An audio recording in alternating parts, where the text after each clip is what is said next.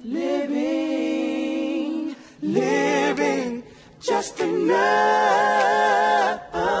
living just for the city. Hey, what's up, y'all? Welcome back to New Jack City. Today we're going to be talking about DDG and Cjsocool. So, yesterday I was talking about about basically the interview that Cjsocool was talking about DDG and Pretty Boy Fredo. Well, DDG finally responded in like his vlog, and basically he dissed him, pretty much. Like, we all kind of expected that. I actually didn't expect DDG to actually respond though, and how fast he responded. He literally responded the next day. That was pretty crazy. But yeah, pretty much to sum up everything that DDG said, he pretty much said that he got some big ass teeth, which he does.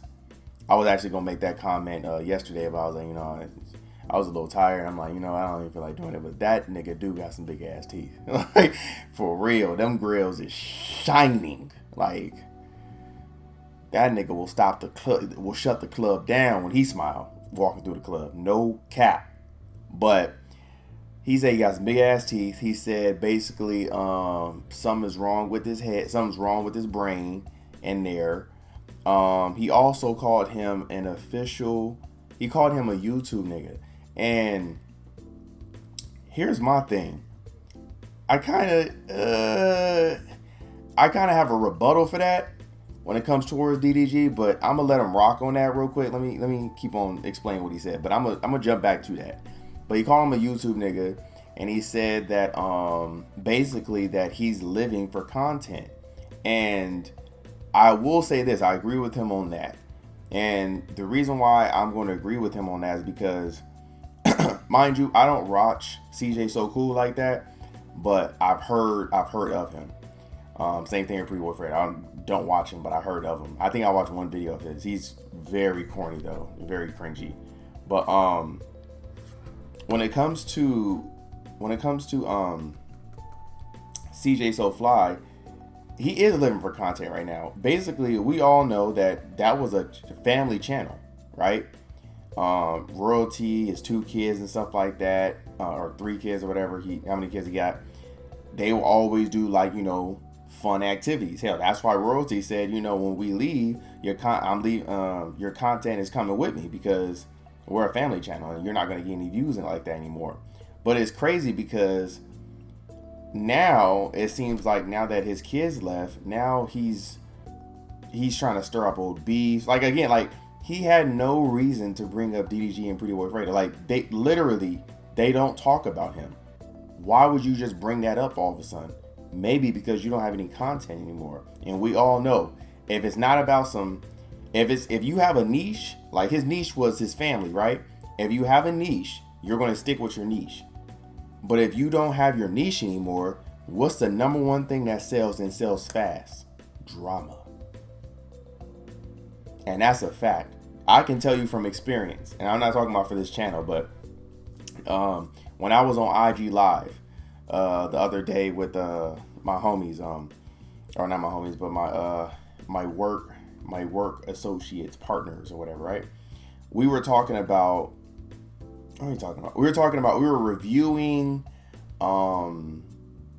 Louis' song. It was a guy from Marveling.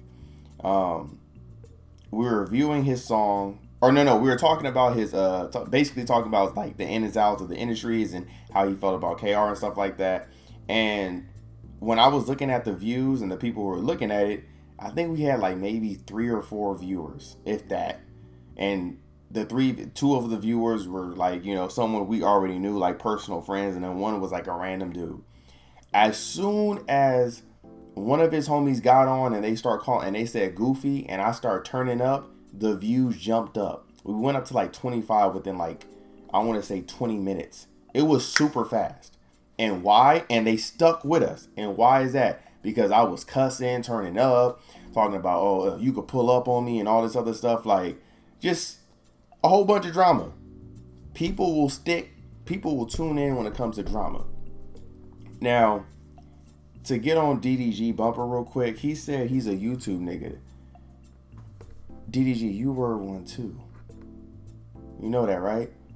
I hate when people forget where they come from. I hate that. Listen, DG, you will never get a pass from me. I'ma always remind you, yes, you started on YouTube. You were doing the same thing, making them clickbait ass titles, the same thing that I be trying to do, the same thing Cjsocool try to do. You was also living for, well, I wouldn't say you were living for content. You had your own kind of content, but you were a YouTube nigga too, bro. And it just was the other day. And mind you, you pretty much vlogging a lot now. So we know the deal. Like, don't get me wrong, the mixtape you dropped was hard, bro. I'm not gonna say it's hard because I still haven't listened to the whole thing, but a few of those songs is cool. Impatient, the video, just seen it, it's going up. Fuck with it. But don't forget where you came from, bro. You came from this YouTube shit. Hell, the only reason why you even had fans was because you came from this YouTube shit. Only reason why you was able to start your rap career was because of the YouTube shit. I interviewed Payway T.O. I didn't let y'all know that either. I did keep on telling y'all you need to follow me on Instagram, but again, I'm not gonna keep repeating it. But I did an interview with Payway T.O. just the other what was it, last week, and we asked about DDG, and it's funny because he revealed something that I kind of suspected, but he said pretty much his whole family has always rapped and they always wanted to be rappers, but in order to become a rapper, they said they wanted to, do it a different way, and they wanted to start on YouTube because they said that was the only outlet they could see themselves actually becoming like real rappers. Makes a lot of sense. If you already have a fan base, you don't really need a label like that. I mean, you can drop independently, and if your independent sales is doing good, which it will, because if you have a fan base like that, a core fan base in YouTube, I don't care what nobody said. If you have a YouTube core fan base, those are usually really diehards. Like Instagram followers, depends on your content, depends on what you're doing on Instagram. Twitter, same thing, depends on what you do, depends on your content. But if you have a YouTube channel and you're uploading every freaking day or every other day or even once a week, and you have a schedule and people are seeing that, yeah, they're going to gravitate towards your channel, and you're going to have a core fan base. So whatever you drop, they're going to view it. So with that, you're going to have a lot of leverage within the record label game. So it makes a lot of sense. And I think that's the only reason why DDG was able to get signed, because he had leverage. He has a whole 2 million subs, almost 3. Come on, man, that's leverage. But yeah. Anyway, just don't forget where you came from, DDG. That's it. And Cjsocool, man. God, you got to get over that, bro. It's real easy, man. You got the fans. I just don't understand that. If I had 1 million, 2 million subs, the way these people have, and I was a family channel, and I no longer was a family channel, I promise you, it would give me. I would literally take a week off from YouTube, and I would figure it out to bring out content. And I'm telling you this, it wouldn't be drama.